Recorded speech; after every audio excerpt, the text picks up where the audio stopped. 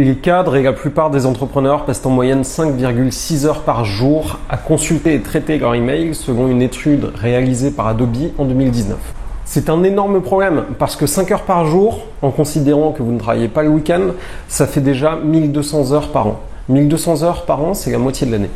Et je ne sais pas pour vous, mais moi je n'ai pas envie de passer la moitié de ma vie à traiter des emails derrière un écran. Que vous souhaitiez obtenir plus de résultats ou avoir plus de temps libre, apprendre à traiter correctement ces emails est un excellent levier de productivité. Alors j'ai trouvé quelques astuces que je vais vous partager qui vous permettront de traiter vos emails plus rapidement. Et on commence aujourd'hui avec les raccourcis clavier Gmail les plus utiles. J'ai créé un document que vous pourrez télécharger qui reprend les raccourcis clavier Gmail les plus utiles afin que vous puissiez l'imprimer et les mémoriser. Je vous en reparle en fin de vidéo.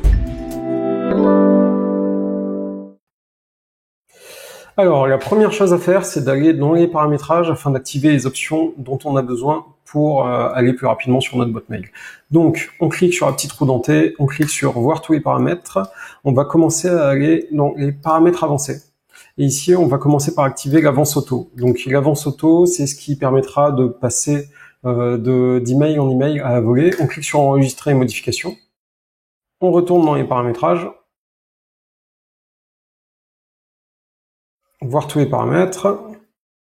Maintenant, on reste dans les paramètres généraux et on va cliquer sur afficher le bouton envoyer et archiver dans la réponse. Et on va également cliquer sur activer les raccourcis clavier. Une fois que l'on a fait ça, on reclique sur enregistrer modifications. Voilà. Donc maintenant, je suis arrivé sur ma boîte mail et je vois que j'ai les raccourcis clavier. Donc ici, j'ai une petite barre bleue qui m'indique sur quel mail je suis. Donc avec mes flèches du clavier, je navigue de mail en mail. La première étape, ça va être de sélectionner, de faire un pré-tri des mails que l'on veut ouvrir ou pas. Donc du coup, je vais regarder les titres et les expéditeurs et je vais supprimer tous ceux qui ne m'intéressent pas parce que soit j'ai déjà répondu, soit il s'agit d'une newsletter ou de quelque chose que j'ai pas envie d'ouvrir. Donc du coup, pour ça, avec les flèches, je me mets sur un mail et j'appuie sur la touche X. Je descends. Celui-ci aussi. Maintenant, je souhaite archiver ces emails. J'appuie sur la touche E. Voilà. Si jamais j'ai fait un archivage de trop, si je veux revenir en arrière, j'appuie sur la touche Z et la dernière action est annulée. Donc là, je le refais, je sélectionne ceux qui ne m'intéressent pas et j'appuie sur la touche E. Maintenant, on va voir comment rentrer dans les emails. Donc, je reviens en arrière. Donc ici, je peux appuyer sur la touche entrée et ça me fait rentrer dans un email. Si je veux me balader, je vais utiliser les touches J pour aller au mail précédent, plus ancien, et K pour aller au mail plus récent. Si je souhaite archiver un email, j'appuie toujours sur la touche E. Si je veux revenir en arrière, j'appuie sur la touche Z. Je rentre dedans et maintenant on va regarder comment mettre en attente. Donc mettre en attente, c'est une fonctionnalité que j'aime bien. Ça permet, par exemple, si ce mail je souhaite le traiter la semaine prochaine pour telle ou telle raison, j'appuie sur la touche B et je choisis jusqu'à quand je veux le mettre en attente. Alors il y a déjà quelques options, demain, ce week-end, la semaine prochaine, ou alors je peux choisir une heure. Celui-là, on va dire que je le traite ce week-end. Donc il est en attente jusqu'à ce week-end.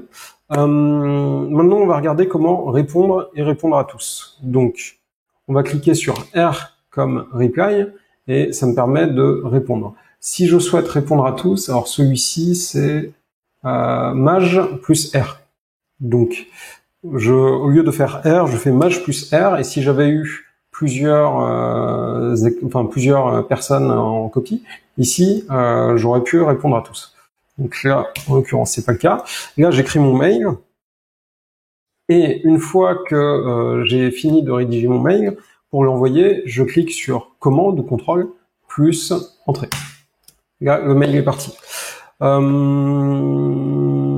Qu'est-ce qui me manque? Si je veux rechercher un email, je dois utiliser slash. Ça me met directement dans le champ de recherche, juste en haut, et ici je vais taper ceux qui m'intéressent.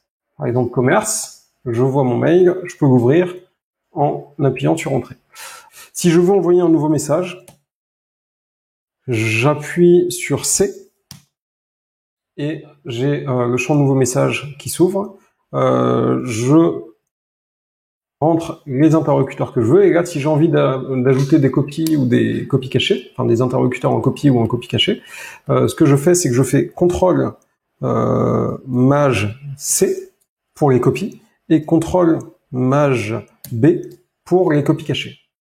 Donc ici, je renseigne mon email, je le rédige et je l'envoie.